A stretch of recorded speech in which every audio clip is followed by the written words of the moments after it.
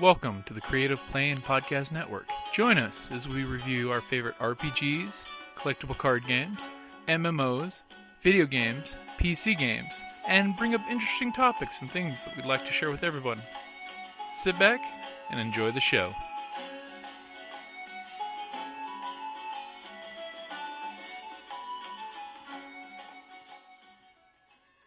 Hi, this is Kelly, aka Trixie from Ragnarok and Roll, a Sign to Ragnarok story, and Tilda Wimblewick from D&D Journey of the 5th Edition. First off, I would just like to say thank you to everyone for listening to our varied adventures, as well as for rating us on iTunes and RPGpodcast.com. If you haven't rated us yet, we would greatly appreciate it if you could. And if you're looking for more ways to support our efforts, we are now on Patreon, a great site where you can help us continue making more podcasts, as well as some special surprises for our patrons. If you can, please look us up at www.patreon.com/cppn. Every little bit helps. And again, thank you for listening. So welcome everybody, I'm Jocelyn, otherwise known as Madame Askew in my performing life. And we've been doing book club for 3.5 years now. So I'm really happy to have some newcomers join us. If you are interested in what we've read previously, I can give you the books. yes, I'm getting rid of a lot of join books. us. You've got plenty of time. I'm just a chatty Cathy. Anyway, we have a list on Goodreads that you can go and find and check out what we've read previously. All right. So this is our magic list. It's magic right now because it's blank. We're going to fill it up with your names. And we ask that you fill in your name at the very least so we know how many people are coming and we can make sure people still enjoy book club. But I recommend that you leave some form of contact if you haven't been here before in case I'm abducted by aliens and they have to let you know that book club has suddenly been canceled due to alien abduction. They will never contact you for any other reason except potential alien abduction. So, this is our next book. Right? This is by Colleen Gleason, and I've read books by her in another genre. I have never read this book. I've read her young adult sort of Victorian magic historical fiction. I don't really know how to summarize that into a pithy genre. It is not steampunk, but it is like Victorian alt history. I'll pass it around in just a moment. Anyway, so this book I have not read, but I picked it because it sounded spooky, which is perfect for October, right? And I thought it'd be a nice change of pace. Last year we read Frankenstein, and so this is Stoker and Holmes, so you can see like it has a little connection to that. And if you read What Ho Automata, it's a nice bridge because there's Holmes. And if you have not read our last month's book, boy, you must read it. It's so good. It's so funny. It is like the best book I've read all year. So for the coming month, this is 10% off the cover price here at Antigone Books. And I think it's going to be a good read, but keep in mind this is a young adult author, so if you hate that type of book, go in knowing that. All right, so I'm going to pass this around.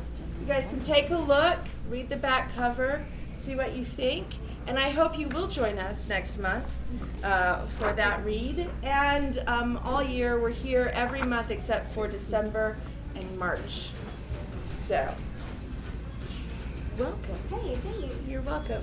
So normally what we do is we go around a circle, sort of like a 12-step meeting for book lovers, and we give our first name and what we liked about the book. What your favorite thing was, or if you hated the book, what your least favorite thing was. I want your extreme, passionate point about this book, either end. All right, would you like to start? Sure. Thank you. My name's Jeff. Man, I don't even know where to start. I love every single page of this book, and I get it for the ones that weren't here last month. The book we read last month, like. What I loved about it is complete opposite about this one. Where that one was neat that it kept it in small scale. This one was huge, and it needed to be, and it was vast, and just, yeah, loved every bit of it. Characters, the way it was written, the easy read of it, even though it looks like a giant monster, a little bit. If I hadn't been moving this month, I'd have been done with it 3 weeks ago. But It doesn't read yeah, like it's great book. Awesome. Thank you. June. I like this book very much, although it made me start reading the Dresden Files because, Of course. and I'm now on book 9 of those, and I actually like them better than this because they're not 700 pages, and they're more Concise. Episodic. Well, this one jumps around a lot, which is cool. You've got a lot of different good characters, but the Dresden Files keeps it kind of. So Pretty much all from Harry's point of view. Had you never read the Dresden Files before? I had not. We have been through this before. That's right. I am a recent convert to Dresden Files as well, and I'm already up to speed. It's taken me 8 years of marriage to get her to pick up the first copy. So quick show. She And now burned I- through them. Yeah, you were I'm going not to loan them to me, but I That's started how it buying. works. That's how it Because works. I'm sitting there with Clem all day, and so I bombed through 9 of them, and I'm on my way. That's good. So, quick show of hands. Who else has read the Dresden Files? All right. Good. Oh, you must. If If you like- you like this, you will love it. Oh, I know. I've only listened to them on tape. I have like half of them. Yeah. I never actually. I listened And to the them. pop culture I references listened to are Yeah. so on point. It's, I saw the TV show also, which is. I saw it too. And then so I picked up like the first 3 books when I worked at Borders, in the coffee shop. So I picked up 3 of them and had them on my shelf, and I never read them. And then I was on Audible, and they had the first one was like on sale for like $2. I'm like, oh, James Marsters is reading it. I'll listen to that. And then I proceeded to buy extra credits. He is the voice of Oh, I Dresden. know. Rental It's does too. amazing. Love both. Yeah, so and actually just this past month I started reading the Furies, the Calderon books, and I'm like on book 5 of that. Yeah, it took me. The first book was really hard to get into. It took about half the book to figure it out, and then I'm like, "What's happening? But I can't turn the pages because I'm listening to it." But metaphorically. Yes, I like it. So tell us and who this. you are. I mean, some of us know you. but- Yes, I'm Shelley. And yes, I love this. I read it last year. I found a copy at the library in the Express Reads, and read it. So I just started rereading it this morning, and I'm like, oh yeah, I love this character. I love the cat. Oh, well. And I'm a dog person, Raoul. but I love Raoul and the way that he portrays the cat. And I realize Jim Butcher really has a great way of portraying animals. You know His he has a animal cat. characters are great. So so I love Raoul. Awesome. I'm Ricky. I really liked it. I didn't think the characters were as well-rounded as his Dresden File characters, and I'm hoping that that's just because it's book 1 and setting things up. And there's so many characters. And there's so many, yeah. But they felt kind of like archetypes or caricatures to me a little bit. And, but I did like them. I'm waiting to find out more about the world. Write another book. I know, Jim. It's the next Butcher, come on. I'm Lara. I absolutely love the book. I love the Dresden Files. I never got into his other series. 'Cause basically, I just read the little chapters at the end and didn't care about them. But I loved this book. It was different from the Dresden Files in that there were more like main characters, more voices. And I wasn't certain how I felt about that, but because it did seem, well, if you look at his Dresden Files, Stormfront is not his strongest book, but it starts the series out. So I'm hoping it's the same thing here. I love the book, but I still have so many questions, but there's an amazing world there, and I just want to know more about it. So I'm hoping that, I'm really looking forward to the rest of his books. I think he's going to create a really interesting world. I'm Doug. Hi, Doug. Honestly, to be perfectly honest, when I first sat down and I saw how thick the book was, I was really thinking, thank God, that's why it took me so long to get through this freaking thing. Because it seems the same as every other book. You're like, oh, this is The Hobbit, or this is potentially Game of Thrones. It's the same weight in your hand. So seeing that, oh my goodness, made me feel so much better. I have to kind of agree with some of the sentiments that people have been sharing so far. Solid book, the different perspectives, especially with how the writing completely changes when he's doing the chapters with Raoul. Really appreciated that, but I do agree with you. This didn't feel like his strongest work. It felt like there were some things that were kind of not capitalized on yet. Like I was really hoping for, in the battles near the end, when it's ship-to-ship combat, that one of the etherealists was going to come out onto the actual thing and just start wrecking havoc or doing stuff like that. So I was kind of sitting there, and then at the end of it, I was just like, wait for it. Those battles were actually pretty epic, though. Yeah. I mean, they were They were pretty just- amazing. It was great. And I feel like that's one of the things that the author really does well. And it's one of those things that you see in the Dresden Files. He describes That he's But with really each of good the with action. battles get more and more intense in each of his Dresden books too, and like stuff that he couldn't even like used to be. Oh my God, the Never Never. Oh, that's a scary place. Now he's like, yeah. So I don't know if you know this about Jim Butcher, but he is a real geek. He does war gaming and with miniatures. RPG. Plays D&D, and he also was in the SCA and fenced and did all of. So he has like a very practical grounding in some of the kinds of things that he writes about. Obviously, no one has practical grounding in ether combat by airship. But the nautical scenes were really well done. 'Cause I read all like the Patrick O'Brien books, and you know, naval battles and that kind of aspect. I thought he did it really You good think job. you could swear you're watching a movie, an old pirate movie, the way they're describing the ships and all. Yeah. Swinging from one ship. Absolutely. Yeah, I've never seen like any other air battles that we've read. I never pictured it like a picture this. These were really good. Yeah, I love this. I'm Kelly. One of the things that I really loved about it was you could tell the thought behind. He didn't just go, oh, I'm going to do a steampunk novel, and everybody's going to have goggles. There's a reason for those goggles, and he eventually lets you in. Each thing has a purpose or a reason why. He didn't just throw it in because that's cool, that's now. They have to wear the goggles, otherwise, not only be blinded, but, they'll make themselves sick. The light is, they're not used to seeing the direct sunlight unless you're an aeronaut.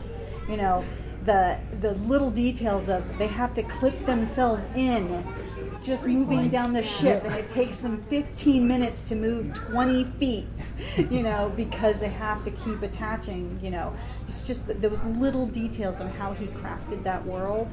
You can tell he put a lot of thought and effort behind it to not just, this is it, no, this is it, and this is why.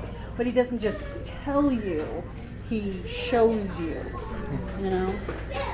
I really like that, and of course, Raoul, freaking awesome. I love the cats. How can you not love that cat? Oh, and if you, I listened to the audiobook, and the guy they have doing Raoul is it's so awesome. It might actually get me to listen to an Does it audio. has a full cast then?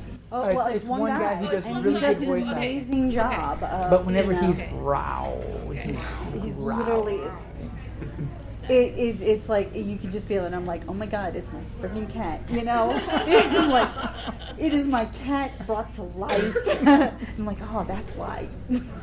or Mister. Oh, we have more people. Oh, wonderful. We have more chairs right behind folks. Just open up the circle a little bit. My church board meeting is on Sunday night. The same way with Raoul. Oh, dear. Brad, And I have can to tell say you which that, one I'd rather be sitting. like, how Well, I'm glad you're visually here then. changed through the book. Is Now you had these When he gets the battle spurs, I'm like, oh my Yeah. You have it covered for the Like, day. at first I was think thinking I it was might like have been in the wrong more one. like house size. No, and Then you're then thinking Then you hear 30 Mancoon pounds and you're like, I heard at the church. or a Viking forest our cat. German Shepherd puppy. is 30 pounds. We just had her weighed this morning, and I'm like, Here is our And if it's in real life, you know why the obsession with steampunk with goggles. Well, my grandfather worked with steam engines as a young sailor. Steam's hot. It'll burn your eyes out and blind you in one It'll protect your eyes. So, real quick, do we still have the book for next month trapping around? it's right there. Oh no, the book is here. Yeah, so that we can pass it to the rest of the circle. Oh boy. Good.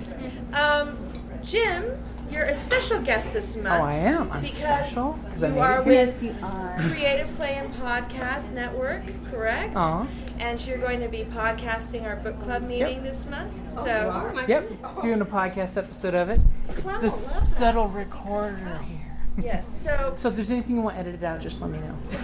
and also feel free to use aliases or not your last names. That's why It's too late now. So I was just- go by first names. Yes, I'm sorry about that. Well, if you want, just write on a piece of paper and I'll put your name and I'll say, person number 1. And it'll sound just like that on the recording when you say your name. So, Jim, thank you But- for joining us from the Thank Creative you. Play and Podcast. And did you read the book this month? I've read the book way when it came out, way okay. back then, and re-listened to the audio.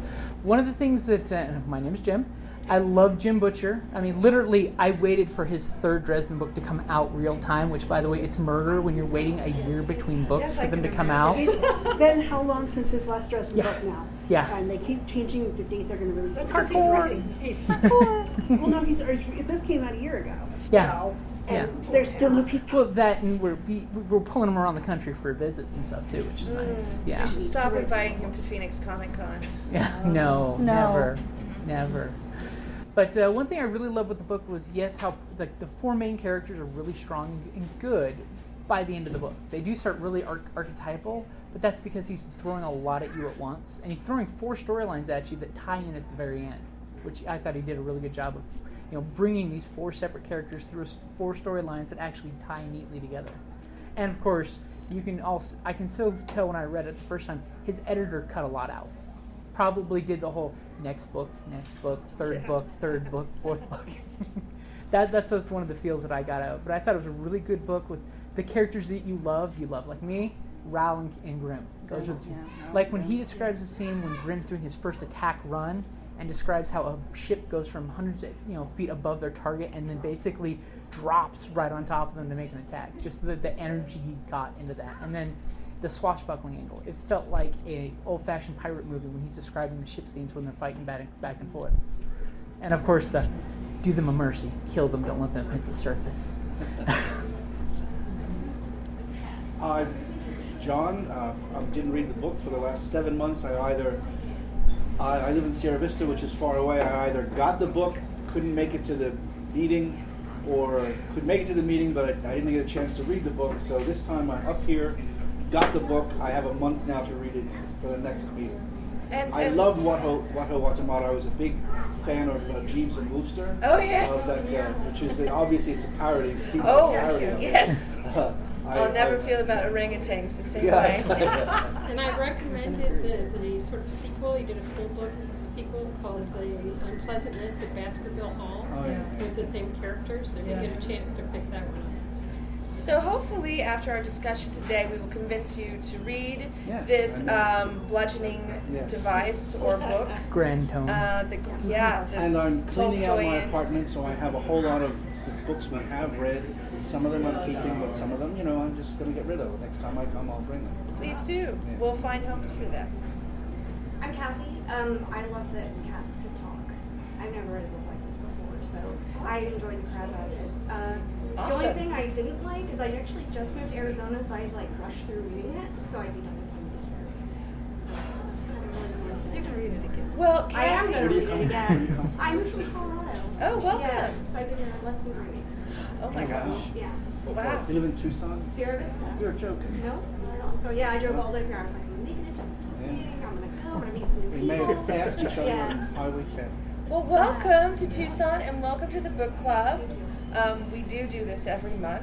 And this is sort of an outcropping of the Tucson Steampunk Society. So if you like the genre, oh my goodness, we do like 3 or 4 things every month, steampunk I actually went community-wise. to Tombstone last weekend because I wanted to try and catch some of you and see your cost of settle. Oh, wonderful! Did you see any of us? I thought maybe, but I'm not really.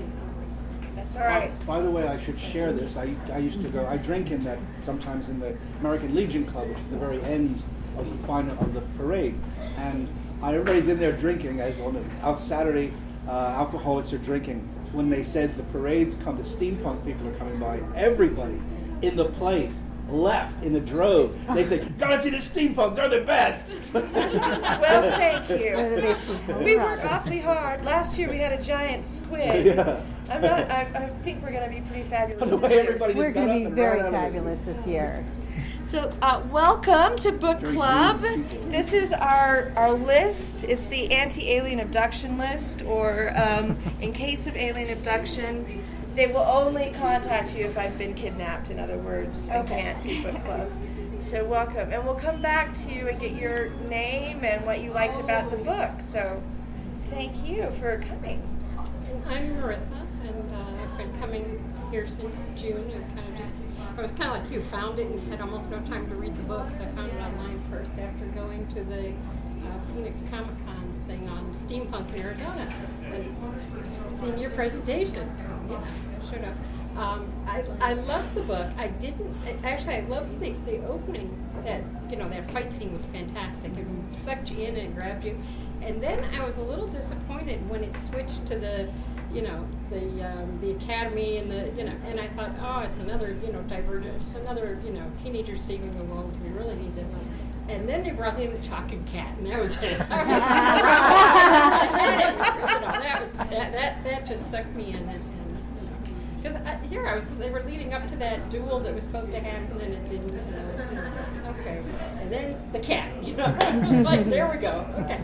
I'm going to finish this book. 'Cause now I'm hooked on it. All about the cat. And the funny thing is that my cat is one that my son is a seasonal park ranger, and he brought home this injured kitten that's now ours, apparently. And it was sitting on the coffee table kind of looking at me and like growled. And he was like, growl. He came literally nose up to my face. So I think it means something in cat. Clearly, he knows about his I remember an future. episode of Twilight Zone where they had a guy, soldier from the future came back, and they sent a time warp or something like that, and he could talk to cats. Because apparently cats in the future, like hundreds and hundreds of years in the future, are used as scouts in the army, and soldiers are taught the language of Star Trek. Star Trek. Now, Thank this was, you. I saw this as a little kid in a black and white movie. Michael Ansara was the Oh, delightful. Michael Ansara was the soldier from the future. It was a black and white, I believe Twilight Zone episode, that they could talk to cats, because cats could go silently, quietly, see things and come back, and they could ask the cat, what did you see? So, welcome to Book Club. I have not seen you here before. Because I've never been here before. Well, welcome to your first one. It's a really good plan. That's good. Well, I like to check in because normally I play askew, and so I use my lack of memory for certain things to advantage in that role. But then I like to check in the rest of the time. So I'm Jocelyn, and you are? Robin. Robin, welcome to Book Club. You read our latest book. I did. What was your favorite thing? That's what we're sharing right now. Your favorite thing about the book? I liked the philosophical discussion on red and blue, on perceiving red and blue, or red and green, or no, blue and green. Yeah. So, because I've had those thoughts. Oh, delightful. And it's like, so actually I was really blown away by that. Wonderful. That's very charming. That is like kind of an arcane bit of the book, and I'm glad it stuck with you. So, now those of you who've been here many times know what the next question is. But for the newcomers, this will be a surprise. Who is your favorite character, Marissa? Gee, I think it would be the cat. He was just, just such a cat attitude, and just, Should we maybe ask if there's anybody whose favorite character wasn't Not Ralph. Yes. First of all, show of hands, who loves the cats? All right, a lot of cat love It's here. the Book of Ralph. Ralph's pretty fantastic. So I'll change the question up a little bit. Who is your favorite bipedal character? Who was your least favorite character? And did you like Raoul? There you go. Or why did you like Raoul? Maybe that's better. Okay, least, So three parts. most favorite bipedal character, I think, was Grimm. Least favorite character is the nasty witch. What's her name? Cavendish. Memorized the book. Cavendish. Yes. Memorized the book at the end, and Yeah, darn it. so of course it's a sequel. Oh, yes. Yes, I mean there's just no redeeming virtues at all to that person. What was my third What was my third question? What did you like about Raoul? Just the pure cat attitude. Anybody that's ever had cats or been around cats or cats. And at the end, with the I don't know if everybody's finished it with the cast. Yes. Oh my God! I've got a cast on. I can't be seen. Let me just commit suicide. Just the shaving. Yes, and they shaved part of his head. Yeah. So actually, one of my cats did break his leg when I was a little kid. And he had this long cast on his back leg, and he'd drag it around behind him. He'd have the coat of shame, and he'd drag the cast, and then he'd just go into a corner and he'd face plant into the corner and just stare at the wall in dejection. So I really related to the whole, broken limb thing. Oh, I loved Folly. I loved her. Folly, I think it was Folly. Folly. God, I loved her. Her sense of duty as far as Master Ferris and how she was just wacky as all get out, but she was there and doing her thing, and that was her thing, and I really, really liked that. I hated that Madame Cavendish. I think she was a monster, and I didn't like her at all. She was terrible. And of course, I love the cat.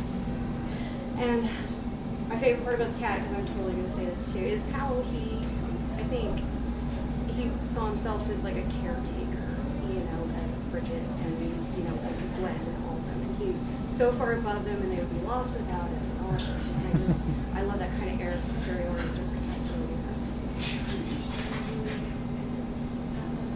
good. Of course, I loved Raoul. I mean, I loved just the catitude. He had it, and then the fact that basically they were all his pets, basically. Yeah. I'd say my favorite character would be Grimm, of course, because he was the swashbuckling noble captain. He's willing to take one for the team, And least favorite would actually be the bully from the academy that was setting up the other. I forget his name, but he was purposely setting up that duel to basically damage her family. Her poor benighted family of two people who didn't need any more, crap. But yet they sold great meat and they didn't overcharge for it when they probably could have. Of course, Raoul, but and I didn't like Cavendish either. I thought she was a little two-dimensional. But the one I hated the most was Rook. Yes. I'm like, I just hated the fact that he kept getting away with stuff. He reminded me of an adult Reginald. The rat bastard. Yeah, he's like, so I really hated him. But I also really liked Folly. The whole etherealist having her description of filling holes totally summed up and succinctly identified why they were so whacked, and the filling of the holes. I thought that was brilliant, and the way she, used, it helped that Bridget was so, she could, her nature of working with the cat, and so that she could pick up on things more. She could understand things outside the normal. So it's like, oh, okay, I see, and how I think that's why their relationship was so special. But Folly was so clever and just so sweet, and it's like I could just totally picture her with the peppermint hair, and the braided into peppermints, and I just loved how she was so sweet and so colorful, and she was always so concerned for everybody. She's a great character. I really liked Gwen, just because it's a very realistic for that age, and mostly that age. And then Rook was my one. I just, he's terrible. Yeah. He's a horrible person. But like you said, they get away with a lot, and they're not caught a lot. feel so bad right after you because Gwen was my least favorite person. and it was more as far as like how she was developed. I felt like it was very much, you got a cookie cutter and, you know, we're going to have a strong female because she's strong. And like it didn't really feel like there was a lot to her. Later on in the book it started to get developed, but like early on it was just very kind of convenient in a lot of ways in my mind. So that was, she was the only one that everyone else, like even Cavendish, I felt like the holes in their head, her humanity was that hole. And, you know, being such a sadist, understandable in that regard then. You know, if everything that could make you relate to people in a good way is gone, yeah, I can totally see someone being that way. Sociopath. Yeah, I really liked Ferris overall. In a lot of ways, he kind of reminded me of some of the Dresden Files characters that you see with just how they're really quirky. Like I just remember in the middle of, what was it? I think the Silk Weaver had just gone into the bar and closed everything up, and they're like, "You need to go and get your staff," and he's like, "There's door knobs." Just that moment of like, that poor guy. The wonky wizard angle, which is great. Like he's so powerful, but doorknobs thwarts him. You put him in a locked or a closed room. It doesn't even have to be locked. He's completely helpless. Yet the cat can open doors. Yeah, the cat can. So I guess that was the thing that I really latched on to Ferris, just because he was enjoyable in that regard. And as far as why I liked Raoul, same kind of thing as everyone else is saying. You know, it's very much he was a cat. You know, he captured that really well. And the part where he comes, spoiler, sorry, where he's got the spurs on and he's doing stuff was just one of those, like it just reminded me of, you know, whenever you grab a cat and you're messing around with it and then it'll grab onto you and then just break the heck out of you with the back. That was what I was thinking, but just while it's doing that, moving along the bottom of this thing to Wolverine just and a cat. fire off to the next bed. It was, and it was so easy to visualize too. Oh yeah, it was great. It's delightful. Well, I liked a lot of the characters. It's a huge cast. Yeah. Yes, it is. And even like the bad guys kind of needed to be there, so it wasn't like I didn't like them. I think maybe Gwen did get on my nerves at first a lot because she thought she knew so much, but she has so much growing up to do yet. I don't think I'm gonna like. I don't hate her at the end of the book. I just at the beginning I found her a little. She needed to grow up a bit, but I loved Raoul, and I love like the 3-hour negotiating standoff. Like, I don't acknowledge the other because oh my God, is that not what a cat does? So cat. So yeah, I just love the book. I think I really liked Bridget. I feel like she's the one that kind of grew the most. She started out, you know, in theory she had the same kind of background as Gwen, but she made more of it, I think. And she just turned out to be like really strong with, you know, an inner strength. And physical strength. And physical strength. Perceptive but, too. And perceptive. And maybe that was all. Maybe that was all, you know, Raoul's work. We can certainly take credit for Are it. superior to non-cat people. I also didn't like Rook for the same reasons. He's just wanted him to get it in the end, and I hope he does somewhere down the line. Yes.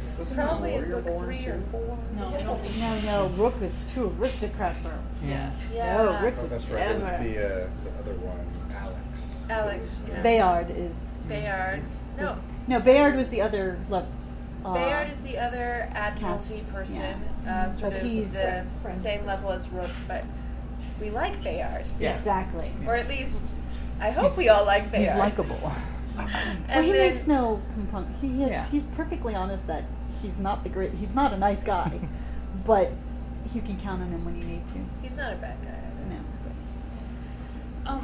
I actually liked a lot of the bad guys. I thought he did a good job fleshing them out, except for maybe Sark, and maybe he's got a story somewhere down the road. I hope so. But I like how he showed crazy in 3 different ways. Yeah. And they're all pretty distinctly differently crazy. And even the major of the Aurorans, like, I like that you got into his head a couple times. You couldn't just like completely hate the Aurorans. Yeah, They were not like monolithically two-dimensional bad guys. There's a story there. And who knows, maybe in book 2 we'll learn more about that story. Because they get Yeah, because someone's manipulating everybody, you know. It's very exciting. That's what makes it terrific, right? Right? Jim Butcher.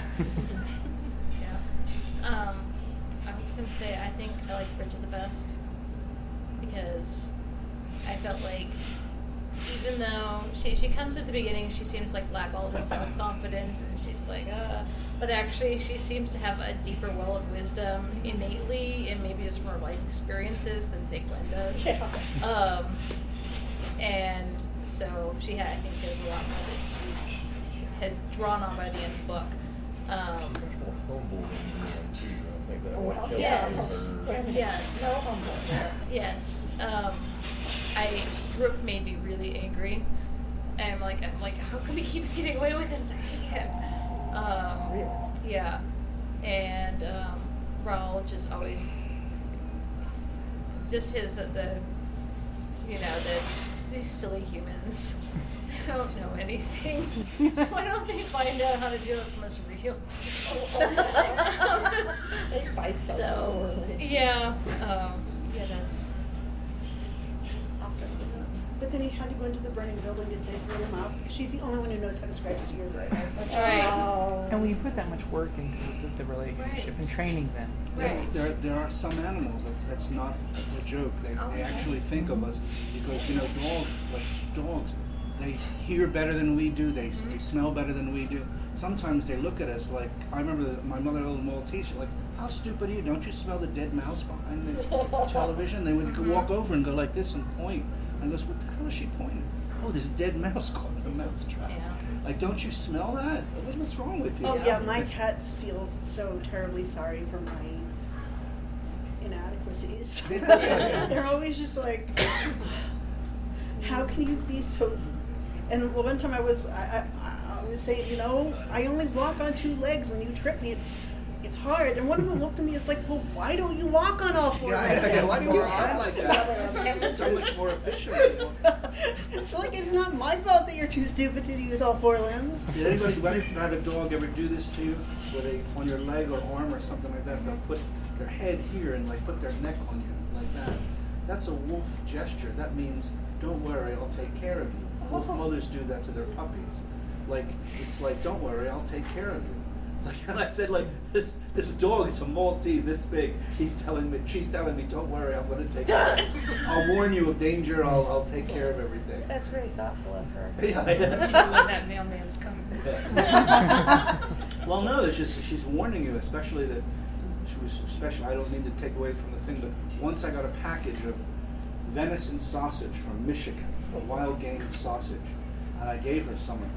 And for almost 2 years, every time the mail truck went by, there was this like fuss, like you wouldn't believe. Like, oh my God, here comes the sausages again. And when the truck would leave, he would go like, bark, what are you doing? What are you going away? Let's bring him back. I was driving down the street last year, and I saw the mailman coming this way, but there was a dog. He's given those mailboxes hell. He was going to get that all straightened out before the scary mailman came. Dogs are very good that way. They're good protectors of the mail. I liked Benedict. Benedict, isn't he dreamy? He was dreamy, and he was always hungry, and it made me hungry when he ate those sausage rolls. No, by the end, I was like, maybe we should learn to make sausage rolls. Good idea. Except you got right. Well, anyway, maybe we can bake them. And who did I? Well, obviously the woman. The Cavendish. Yeah, Sycorax or whatever. What was her first name? Sycorax, but there was one time where Ferris mentioned a different She name. had It was like Cora different, or Yes, Cola Cora, or something like that. I thought that was a nickname of cigarettes. Sycorax, maybe. Well, he specifically says, "Oh, so that's the name you're going by now." Yeah. So it's like she's doing the whole Sith thing where she used to be on their side, now she changed But not sides. in a good Your way. Vader. Yeah. And of course, Raoul, because If you Because strike me Ralph down, is I'll make delightful. stronger. Absolutely. Man, like I started off thinking, oh, these are my favorites, and then the 100 pages, I'm like, no, I don't like them anymore. I like these guys now. But I think if I had to pick, I really liked Folly, and especially once her and Bridget kind of got together, they just like They meshed. yeah, They and clicked. exploded They into clicked. this wonderful combination of like when she's explaining how the holes are filled, and it was like they needed each other in this book to bring out all this information, and but I can't say there was anybody I really didn't like. If I had to pick one, it was just Gwen, but I just felt like they told enough of her story to make sense for this one. I see much bigger things for her in the next one, kind of like Benedict. They told enough of his story for this one to get you understanding who he is and what he's doing.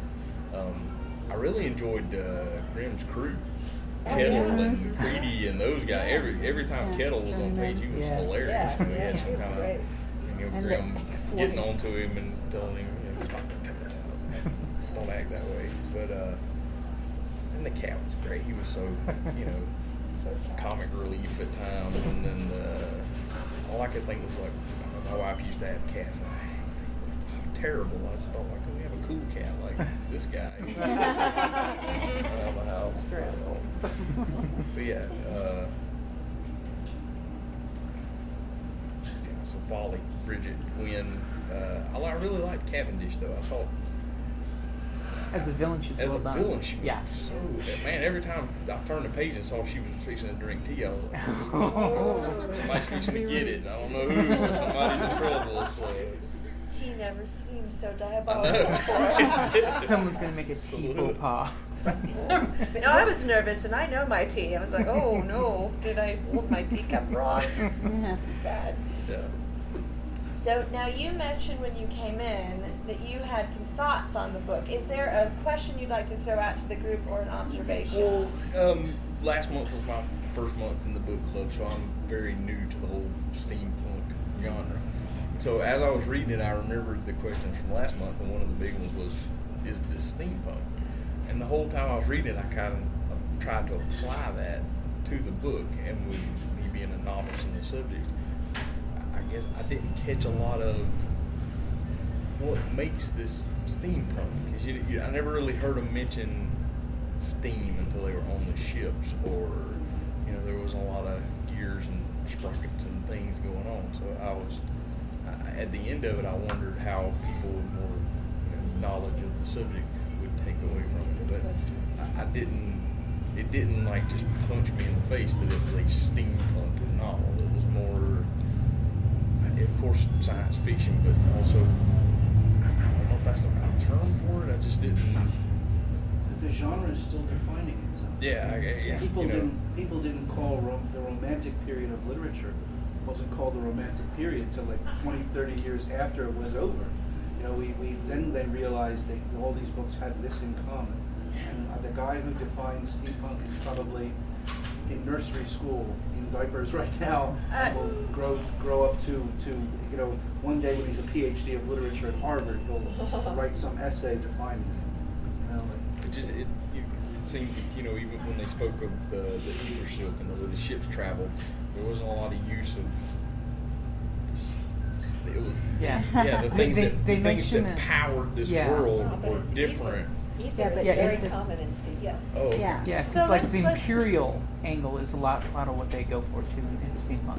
Let's roll that one around the group and see Is what it- people That's a good- think. really Is good it steampunk? What Well, do you think? I didn't think it was as steampunk as many other things we have read, but I thought it was a wonderfully creative world, and I look forward to more of it.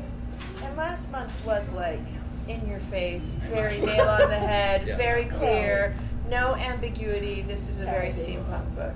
We've read some that are even less obviously steampunk than this, like Map of Time. Oh, right. Right. Yeah, that whole series. is- That whole, it's like very loosely steampunk. Yeah. So it does definitely run a wide spectrum, and that, I think you're right, John. Although there's so many people who are already really talking about the meat of this. I would say that like the Steampunk Scholar has a website, and he's a really good person to. He has a PhD in literature, and he is writing critical theory. Scholar? Yeah, really charming gentleman. I haven't gotten to meet him in person, but I'm such a fangirl. Literary criticism, that's a whole field. I mean, like, but really, how old do you think is steampunk from the 80s? The term was coined in the 80s, Yeah. but we have books that are like solidly steampunk from the 1970s. Oh, yeah. So, Of course, we've read Jules Verne. Jules Verne and Jules Verne, H.G. Wells. H.G. are H.G. Wells especially. yeah, they definitely are like the foundation from which our genre What pulls. do they call this? I can't think of the literary word for that. Speculative fiction? No, I'll think of it. I don't When want it comes to. Yeah. So what did you think, Shelley? Is a steampunk? Why or why not? I'd probably say yes. I think of the steampunk books that I've read, they all seem to have a very wry sense of humor. Yeah. And I think that this book had me laughing a lot. And I think that for me, is one of the things that I like about it.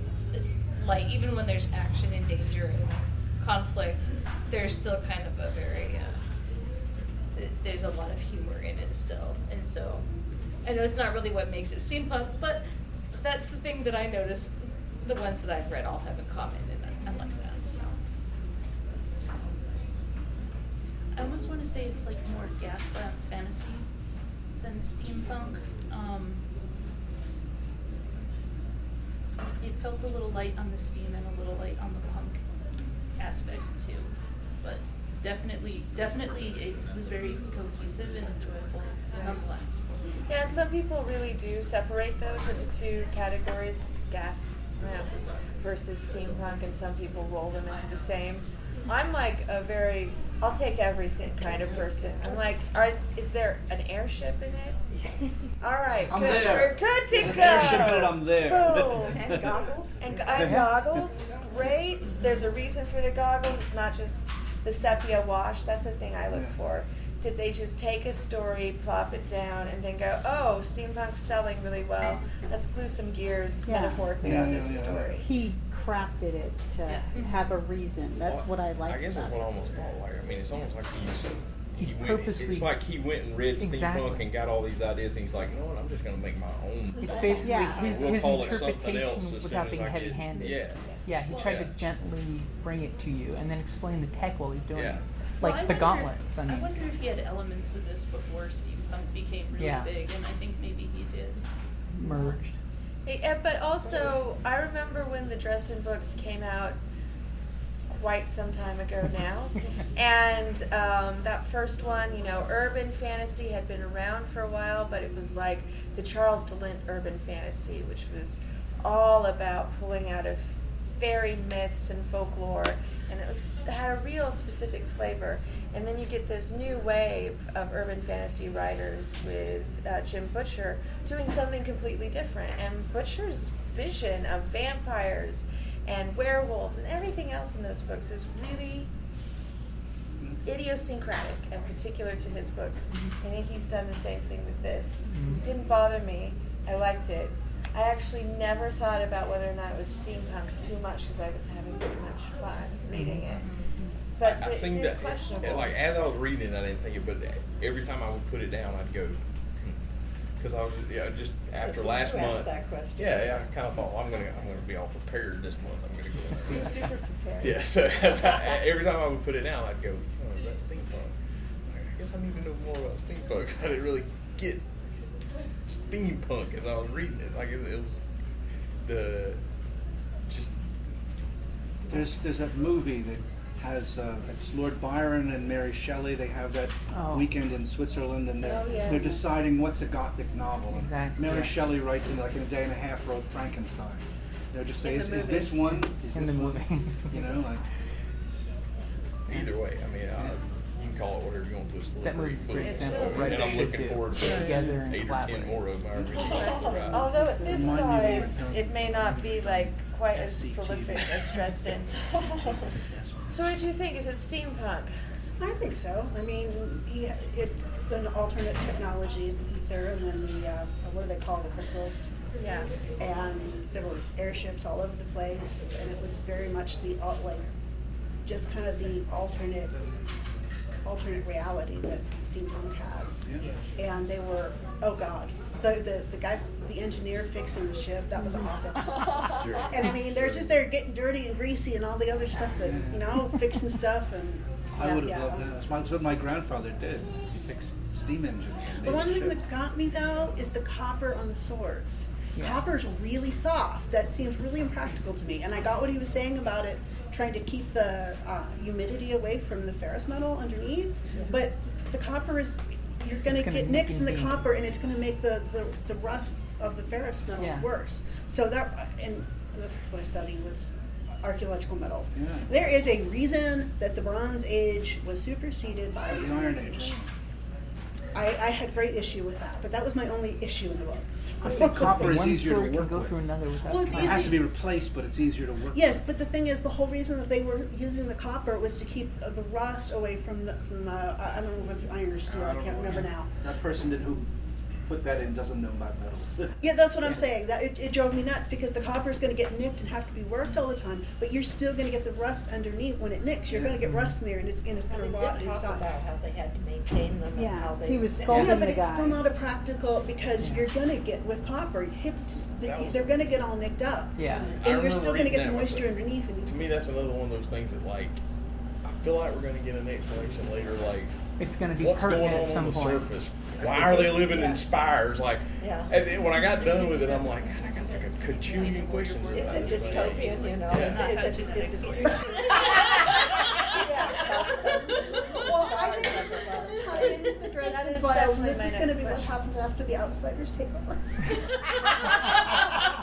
I hope not. Well, this is thousands of years in the future. They keep talking about it being Earth, not like another world. They don't thousands say. of years. They don't No, no, but that's my thing. I just like yeah, it's going they to be infer that 10,000 this is years later, and the post-apocalyptic. names of the book they're going to be all the lines of magicians and wizards that have.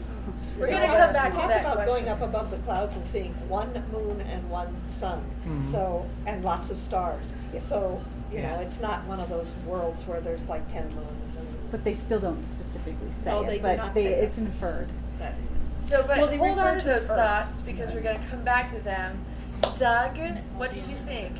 Are you a steampunk or do you like steampunk? What do you think was steampunk? I think that I'm really a discerning enough person to everybody's say discerning enough one here. way or another. Gut feeling. Most experts aren't Before. really experts. So. Before I go ahead and answer that question, I totally agree with what Ricky was saying about as far as the explanation behind the reasoning that copper is being used, especially because of the way that the gun is constructed. I wouldn't be surprised if that's the best metal that they have accessible to them. It's true 'cause it can't Well, no, get they have, rid but the core is made of iron and steel. Iron or steel. I wasn't clear whether it was iron or steel. It might be kind of like how there's not a lot of wood though. Yeah, There could just be a really really very small amount of X, Y, or Z 'Cause they're constantly metal, and cycling. they're using most of it. So Yeah, having I it as still a think it's core- going to rust faster if you put a layer over top of it, and then if you, anytime you get that nick, even if you fold the copper over it, you're still going to have, it's still going to lead to internal problems with the metal, I think. And Absolutely. I'm not contesting that. I'm just saying that there's probably a reason for the need for having the extra mass. The copper looks cooler. The copper Shines up nice. Shines up nice. I think if they didn't have that, though, they would just have like Copper's really got better, thin foils for electrical the most part. conductivity. And But that there's is not the these- same thing. If we're No, they going use for that, but they use steampunk, those copper you can't have things on their fencing arms. foils. But I was waiting for them to It's like. not the same. It's not as cool I if you was got waiting for pirates them and to they've like got Swash with a fencing sword. Swords. You need a Cutlass. saber to swash. Right. Or a cutlass. Yeah. You have to have a certain Prefer a kind of implement for swashing. The buckler is, you know, you're buckling, and then you need a swasher or a cutlass. Anyway, that's my technical terms. So that would be what I would say. As far as Well, I mean, he did give an explanation. I just don't buy it. That's They have fair. iron and steel. Okay, yeah. But the thing is, but why do we clad the iron in steel? Well, to prevent it from rusting. But I don't think that's going to work because, and they're not using bronze even. They're using copper, which is really soft. Bronze, you're right. Bronze would probably be better because they use bronze cannon up into the And the 1870s. thing, and the bronze, even if it were bronze, it's going to wear off. I mean, replating that. I don't think it's somebody on the practical. Jim Butcher page tonight going.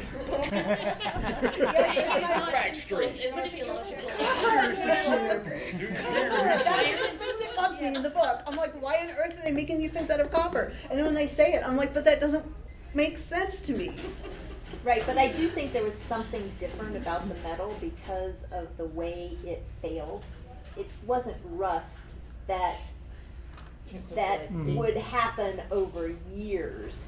It I think was the humidity a is higher, is what they're saying. catastrophic. It Like was fatigue, a like metal catastrophic fatigue. day or Or two. something like that. You know, if Like this happened, sulfuric acid. it actually Yeah, that's would what I fail, thought. and then when you hit it, you couldn't look at it and see that it was rusting away. It was gone. And maybe, But the copper's going In to make it even days. harder to see it.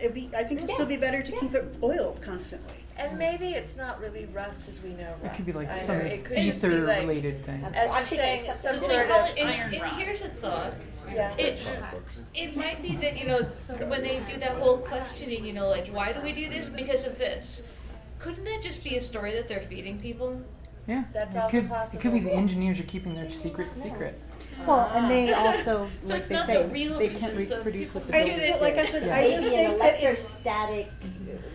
There's a lot of like mysterious tech in these towers. You just made a really good point, and I don't think everybody got to hear it. I know. Which is About why I'm not thinking, being which able is to- why I'm They thinking that it's a line they that they're lost a feeding lot of people. information, I know, it's just that- and that- they can't that even bugs me. reproduce the builders and how the Spire stone. Yeah. Oh, yeah, that's right. They have the only thing that they have to work with now is inferior, and if something breaks, it's not the Spire stone, it's their facsimile, The stuff because they they can't add onto recreate what the builders did. Yeah. So it could be, White well, this is what Council's we got. completely died I out. mean, for all we know, the builders use nanotechnology to build skyscrapers into these giant towers above the clouds. Indestructible stone, whereas they can't reproduce it now. Or they just may very well not know how to do cement. Yeah. The Romans could made a cement that would harden underwater. No, How did ether. they do Oh, that? sorry. Dry underwater. We're still working on it. But it was looking like they're running out of steam. Well, it has to vent, you know. So Doug, we kind of went off, we diverged from you. So what did you think? Was this steampunk? Depends on how you define steampunk. I feel like if you're going to define steampunk, you've got the Victorian era, and instead of branching over into the digital world that we did, they found another way and continued on. And I feel like that's it. That's, as far as I'm concerned, that's all you really need to have it. That's be a very continued. solid definition. I don't have enough of a feel for genres because I don't care that much about the genre. I really just care about good writing. That's also a really good way to come at it. I think as a book club, I've always tried to bring pretty solid reads, but we have had some that are stinkers. And so we love you for that. Thank you. I try really hard to only get good ones. But, like, quality of writing and storytelling trumps genre every time. Yeah. So just having gadgets and gears is not going to make it satisfactory. What'd you think? Well, I look at steampunk as an all-inclusive. I don't separate it into diesel punk, cloth punk, Yeah. you know, Rococo punk. I don't separate it. It's all under one. So I would say yes, this is an alternate history. It has a number of the bells and whistles. You know, it has an emphasis on interesting tech and personal gadgets and gizmos. The gauntlets, the teapot on the that was great. the teapot. But the fact that only electricity is so rare that they can't just, they had that conversation. It's like, well, why don't they just put this in all the gas cabinets? Well, there's only so much, they get their power from the crystals. And the crystals, you can't just willy-nilly use the power. It takes forever to grow a crystal. Right. So I think that that's a very interesting way of, you know, converting it from, you know, it doesn't have to be steam. You know, the steampunk is just it's a title. It doesn't have to have steam. It doesn't have to have... You didn't really see any gears too much. You saw, you know, turn, cog, that type of stuff, but not, you know, gears. But it's, to me, it was still a steampunk novel. Yeah. But it was fantastic, even if it wasn't. I'd definitely say it's steampunk from a certain point of view. I mean, because it's got, you know, first you start out the book, oh look, you're imagining an Iron Man type gauntlet with a blaster crystal in the palm of her blowing up furniture. I mean, and you're thinking, oh my God, I've seen that at Wild Wild West Con. You have the leather gauntlet that's got a little glowy thing in the palm, and then you've got the goggles, the guys on the airships. If there's an airship, they're just not saying it has to be a bag of air or whatnot, but they do refer to the steam-powered warships, that they do have them. It's just Grimm prefers this ship because he's simpatico with it. It's quiet. Yeah, so I would definitely say... And he knows it. Yeah, The and when knows you it. love your ship like a woman... Oh. I didn't see that picture in my book. But Yeah, It's see, not, on it's the not audio, in we the don't see digital it. copy. That's why I opened it up. Oh, my yeah. So if you read the digital, which I read the digital originally, and then I got the paperback, they have a illustration of how Butcher envisioned his airships, and there is there's no bag Yeah, of it's not the hot air balloon. helium. It's a ship that has mass on the top and the bottom. In some ways, I'm kind of glad that I didn't see that at first, because I had a very different, like, I was struggling the first half of the book to try and figure out what this stuff looked like. Right. Especially when they talk about the netting. Letting the I was netting go. envisioning and like like, Tron, you know, the Where what the that solar is, sail solar type of sails ship. come out, you know, Exactly what I was see, yeah, and the webbing would come down. I was seeing the airship from the movie Stardust. Oh yeah. You know, like the Lightning Pirates. So, but I definitely had in my head, it had a bag, because all airships have bags. They're always like dirigibles and zeppelins in my head.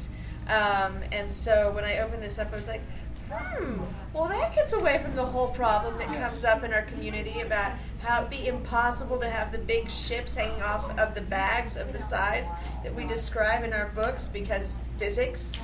Silly physics. And Jim Busher was like, whatever. I spit at physics. We've got something totally different. They have an anti-grav crystal, so that Right. saves you on so much. It's sort of crystal like goes the- this way, crystal goes this way, and then It's like sails catch the telepathy of winds. crystals. We will never understand Yes. where they come from, or we don't care. They work somehow What in they the look like, who's Starship like, Enterprise yeah. flies. And we who find they out, talk to. yeah, we find out they're amazingly quirky, and they have likes and dislikes. Oh, you haven't read it yet, so what did you think? I think I'm even newer than you when it comes to this sort of thing, but I guess for me, sure, it's steampunk enough. Why not? I mean, I don't know, it's kind of got that like Victorian altar kind of thing going, so sure, I like it. Yeah. Awesome. And when I first started reading it, I would have said no. And I think part of the problem was that I looked at that illustration at the front of the book. Like I'd had the been working with the Kindle edition, it probably wouldn't have kind of prejudiced me. Yeah. But until about halfway through, I was really leaning more towards just science fiction and fantasy than I was towards steampunk. And then somehow when they brought in the more the hand-to-hand combat and the gauntlets and the crystals and the whole, it became more steampunk to me. things, and bringing it down out of the air. And you'd think it would be the airships that did it, but by seeing that airship at the beginning and thinking, no, it looks like a cool kind of pirate ship, but an air pirate ship. Running around in steam tunnels. Yeah. And you think about ventilation tunnels. I was gonna say, like, he threw in steam at times. Like he mentioned it on the ships, the steam tunnels. It was so, but I didn't feel like that was him just like hand trying to go steam, put a label on it.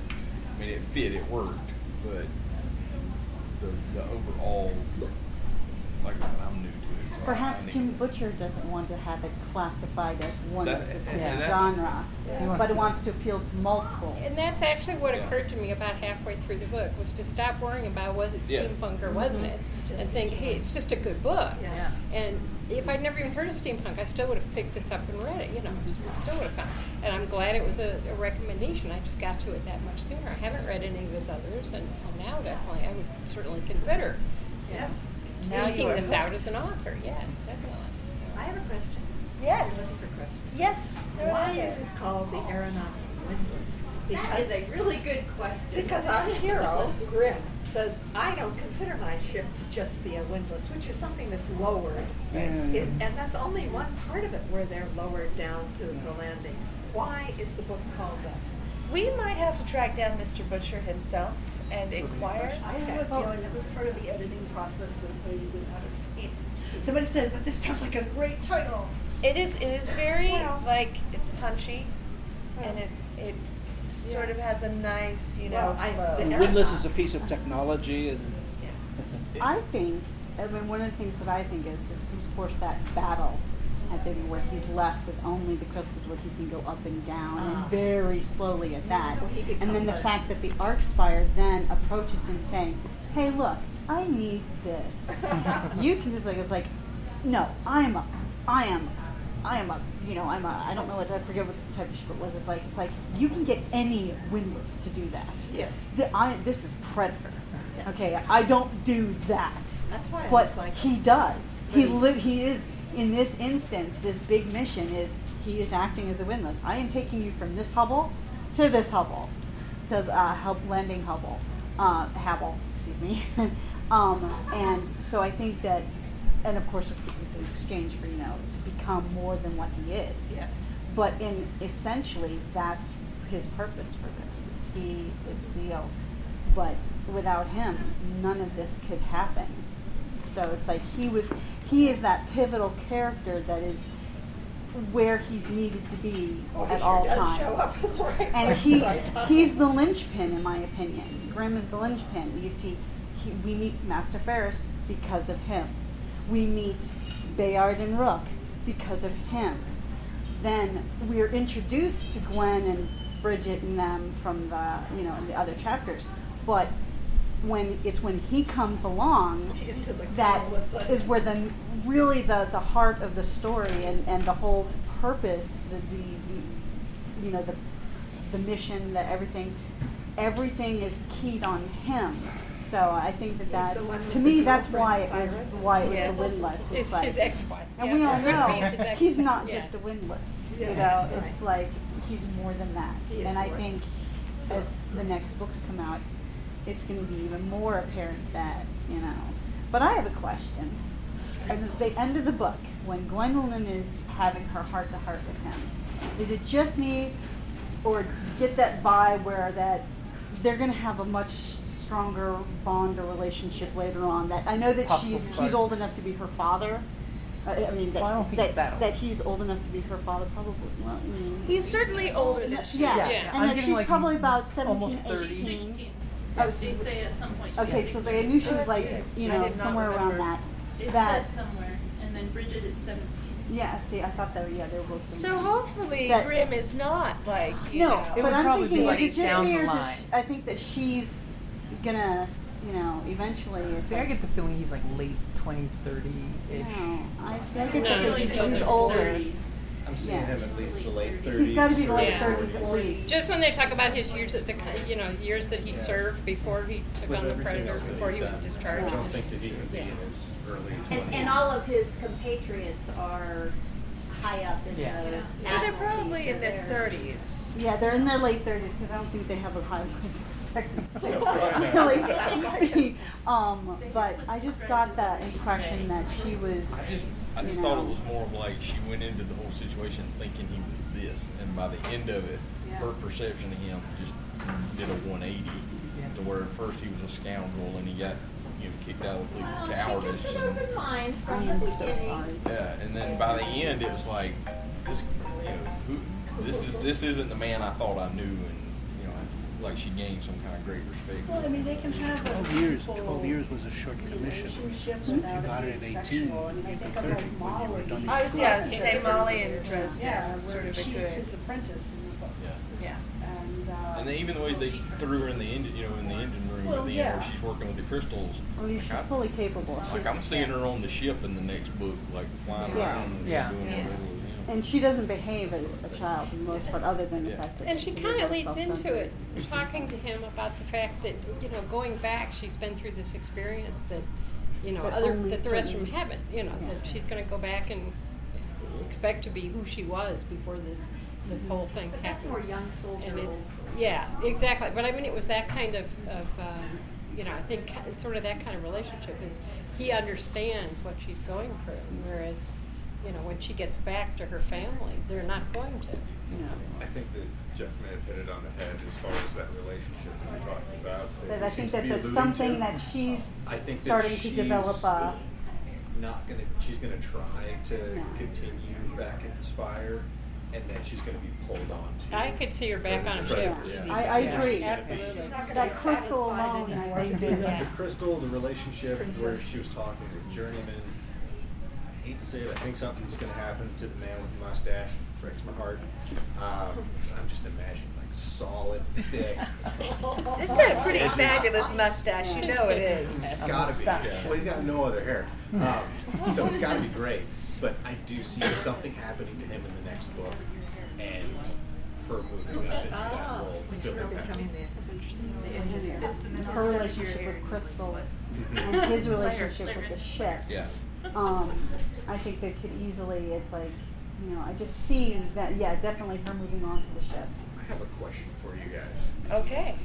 Off of what was your name again? Jim. Jim. You'd mentioned like the crystals having Personality. That personality. Do you guys think that it's actually the crystal that has, as far as AMS Predator, do you think that the crystal is actually what's causing that personality that Folly was interacting with? Yeah. Or do you think that it's the wood? I think Because it's there was symbiosis of all of them together. Because in the library, the crystals were No, replaced. the main crystal power has core is never been thousands of replaced. years old. It's It's just the lift crystal. It's the core crystal that Folly was speaking to. She is Predator. The core crystal, if you. But if that's the case where an individual crystal is the personality, wouldn't there be multiple voices in Predator at that point? There could very well be, but hers would be far more dominant than any of the young ones. They may have to grow into their personalities. Possibly. See, and It's an interesting question. is the crystal a catalyst for something else? There's no magic in the Has crystal. anybody read Terrence Crystal of is the London by catalyst Andrea that Volz? makes something else come No, out. I have not. Okay, that was taking. They had crystals, and there's a whole. I don't want to give it away, but the crystals turned out to be something totally unexpected. I agree. To me, it sounded like it was some kind of the crystal and the wood, like The symbiosis. The way she described the way that that Grim was attached to the ship, I could just.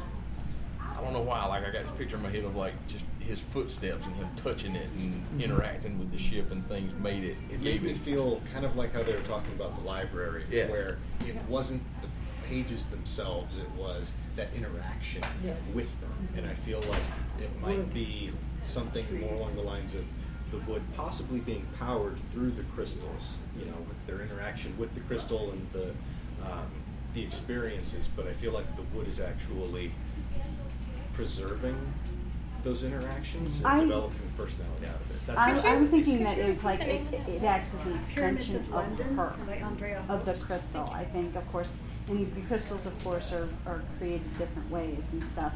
And of course, a core crystal is not even considered broken in until it's 100 years old at least. I'm thinking that when she infuses the ship with her identity, that's the way I took it. It's all the crystal, but the reason why she can sense it is because the ship has become part of her, and she's the brain and the heart. And she can't speak to anybody, but she can speak to her. The captain is sensitive enough that he feels her. He feels it, whereas Folly can actually directly speak to it. And of course, this is the one time she can directly speak, as opposed to speaking to her crystals. And Folly sees each of those little crystals as somebody to protect. Yeah. It's like, I think the crystal sees the ship and Grimm as something she needs to protect. And if you piss off the crystal's probably not going to want to take care of that ship too much, because, and those are the ones that are irreplaceable. That ship's got to be, if the crystal is thousands of years old, that ship, the wood has been replaced repeatedly. But maybe it's the shape of the ship. Maybe it's the design of the ship, the way that it's been put together, as opposed to the planks of wood individually, but the design of the ship. Because I remember they talk about the way that the ship sings when it's going in its dives, and the other ships don't have that same kind of sound. But is that singing the crystals? Because remember, she can hear that the crystal was 2 degrees off. They're inextricably bound. He says at the beginning that every ship sings in a different way, and I have a feeling it's the physical properties of the ship moving through the air. The actual air fluid. There's something about the design of this particular ship or type of ship that the crystal responds to more than it would out of another design, or maybe responds differently. Yeah, it would be a different person or a different entity if that crystal were in a different. So who knows about the properties of sound and amplification? Because to me, what you're talking about is how you use a crystal and a radio to amplify sound through the wood, and the woods have different properties, just like a violin. Stradivarius is basically the same shape as any other violin ever, but sounds sweeter than many. Yeah. So each ship is going to have a certain quality that will amplify. To me, this is what I take away. My music background's coming out here.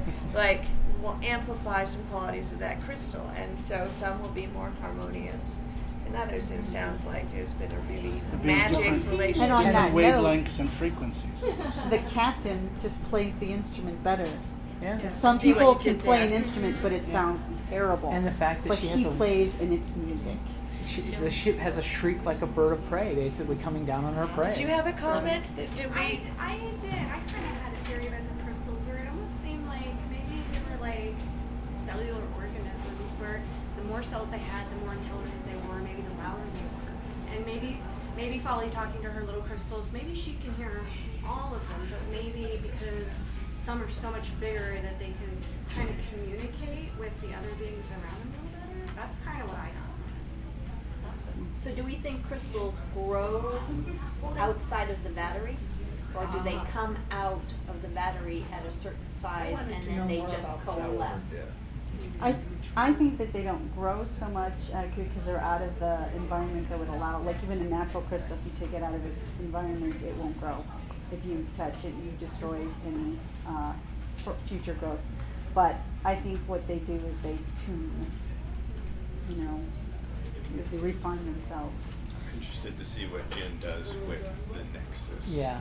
And possibly in the right circumstances, they might be able to, if they're sitting there for long enough in a Nexus and they have an etherealist working with them, talking to them like a clock maybe that's how they're able to go ahead and get them to. Because we don't know anything about the battery. Maybe the battery is at a nexus point for the ether, and that's why it's doing what it does. I have no idea. It's interesting. They might to blow up the battery. That's the Aurora beauty. people have their own battery. Yeah, so I think every spire has a battery is that like produces crystals. a kingdom unto itself Yes. and has its own, society and its own batteries for different things, its own They wanted to families. hobble the Hubble. Yes, they did. They did exactly like that. No, I agree with Jeff though. I feel like this was such a wonderful, rip-roaring read and a great story, and the basic story is completed, right? He finishes the essential story, but Butcher's really good at this. You think, in book 3, you're like, these are just going to be like the Dresden books, are just going to be little, fun stories, and then by book 5, you're like, You find out Butcher, you've been leading up to this from the first page. You find out the significance of the line in the very first book that went right past you. It was just drug users. The loud voice. I love that I was so entertained, but at the same time, I had every time I put it down, I was like, What's why going to are happen? they living in here? What's happening on the surface? Where did those crystals come from? What? A jillion questions. I'm entertained and mad all at the same time. So much so I was driving down the road and I hit the speed where, the tires hit sort of harmonic resonance. And I was like, okay, this, and I'm thinking, okay, stop thinking about the book, focus on the road here. So I have a question. We have about 10 minutes left. We can run over maybe a minute or two, but we should be kind to the lovely people here because they close at 5. So I have a quick question. Do you think this is Earth in the future after a cataclysm? Or do you think this is a different, alternate, dimension, different reality? What do you think? Who wants to tackle that one? I think it's Earth. I think it's Earth. They refer to these mythical creatures, and it's like the name of the Red Horse Inn or something. It's like, I think it's Earth that's just had it's a cataclysmic event had occurred, and they could no longer live on the surface, and they created these spires to raise them above a certain miasma. I agree with that. Yeah, I think just had to get up out of the atmosphere or whatever is down there, whatever happened. That's pretty high. They have to rebuild their lung capacity. But it's enclosed too. Yeah, well. That's not that. I worked at a mine in Colorado, and we were like 2.5 miles up. You get used to it. You get up there, and you can't stress yourself out every day. You gotta take it easy. But people get used to all kinds of things. I can't sleep when I'm above 8,000 feet. Geez, we were working at 12, 13. Yeah, so, I know. I studied opera. 8,000 feet is nothing. It's true though. Actually, it's a little bragging, but what did you guys think? Yeah. Earth. I really wanted to tie it in. Not in the future, just But in the past. alternate. Yeah, there are a few things that I don't know, some of the physics and stuff that I'm not sure We're back to the copper. fit. I kind of almost got a feeling like we're never going to find out for sure. It isn't It's one of those necessary. I don't think that wasn't. I guess of all the hundreds of questions I had, that wasn't the important one. But why was this book from the past so important? Well, we're going to find out. Well, that's what I'm saying. But for him saying we're not going to find Well, out, the fact I that think it's the names that are important. That's what I said. I think he's going to. I kind of wanted to tie the two series together because. Well, it's tough because every time I would put it down, I would have a list in my head of things. I really want to know what's happened to the surface. That's what's driving me. I'm sure we're getting teased that we'll yeah. get there eventually. And in some of the reviews that I've read, they talk about something from 10,000 years ago that's ready to rise again, which I didn't see a reference to in the book, but that's what when they describe the book, they say that. So I think there's something more that's been revealed. The voice. Just how terrified everyone acts of it. That's what what happened. I mean, even like you said with the boat captain, they're like, put them down. Yeah, don't let them land. Yeah, don't let them land. Do them clean. Right. Well, how he told the Arc Spire, no, you're not putting them on the first level. Just hang the them first instead. level because that's a death sentence, and they deserve better than that.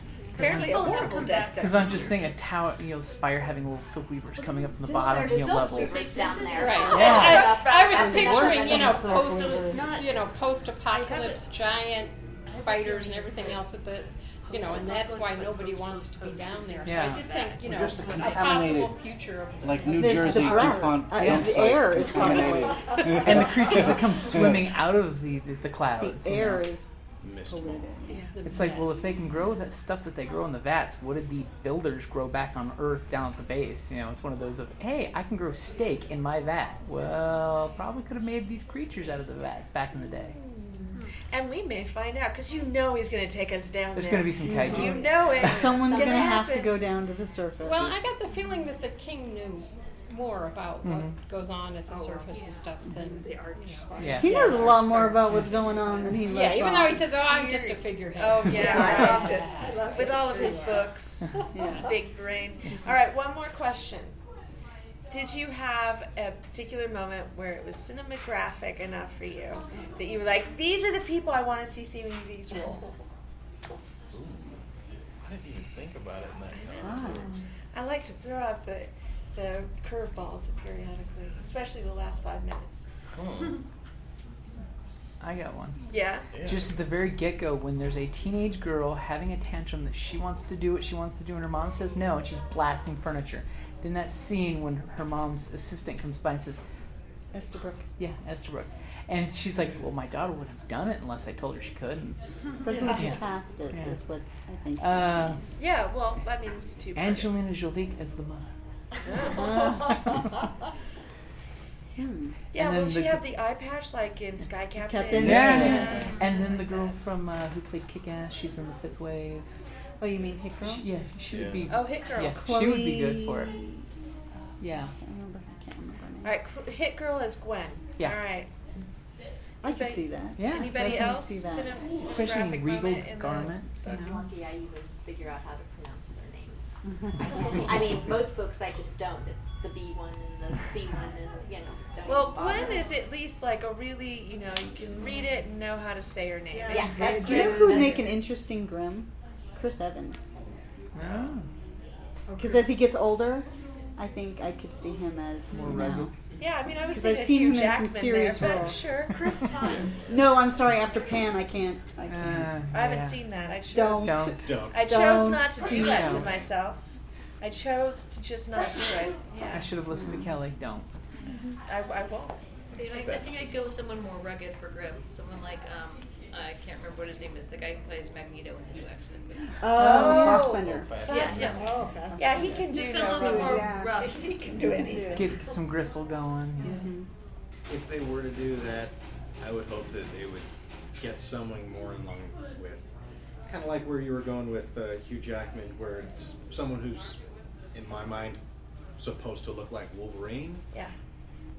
Like Wolverine. Yeah. Not The stubby hero. Hugh Jackman Yeah. Wolverine, Yes. but actual, like, The actual he's sort of a little sawed-off. guy. Yeah. Like, he's 5'7", 5'5". Yeah. Right. You know, Right. definitely not the sort of like, oh my God, look, it's Grimm, but more like, hey Grimm, 'Cause he's supposed to be solid, strong. but you're kind of a little guy. I respect the heck out of you, but you're not that He's wiry. intimidating. Yeah. And then he's got to have the great coat.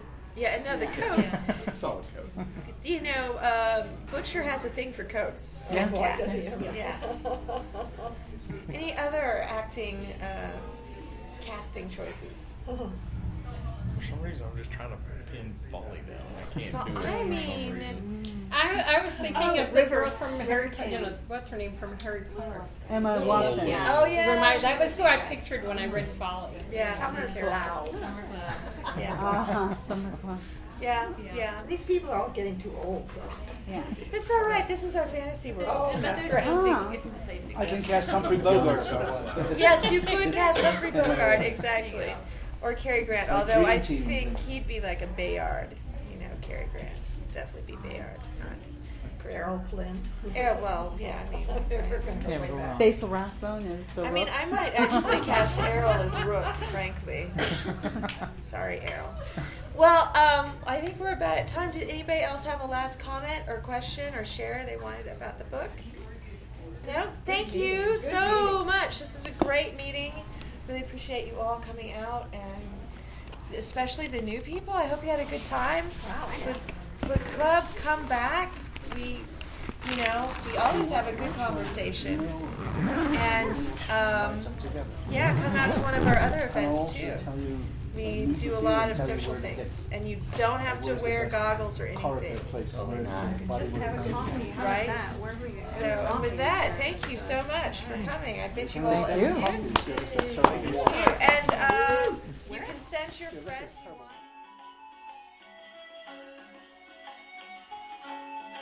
Thank you for listening to the Creative Play and Podcast Network. And feel free to enjoy our other shows, such as D&D Journey of the 5th Edition and Scion Ragnarok and Roll, a Scion hero to Ragnarok story. Thank you for listening.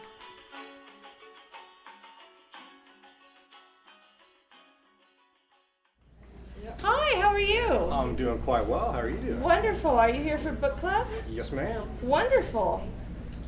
Well, welcome. I'm excited to see new faces today.